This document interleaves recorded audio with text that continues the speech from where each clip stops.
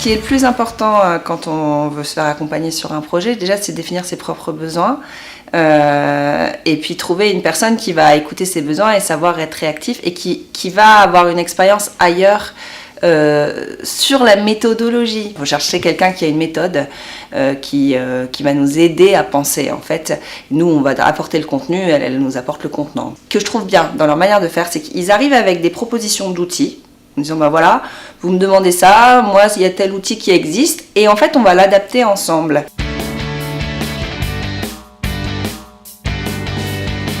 L'écoute, la réactivité et le sentiment d'être vraiment écouté et qu'il y ait des réponses très rapides et concrètes. Quand on fait une évaluation externe, interne ou un projet d'établissement, les consultants ils peuvent être amenés à critiquer, à dire « Ah, vous faites pas bien ça ». Et s'ils s'y prennent pas bien pour faire ça, ça peut... s'ils n'ont pas de tact et s'ils vont pas essayer de comprendre comment ça se passe jusqu'au bout, s'ils n'ont pas d'écoute, eh ben, ça va casser l'ambiance.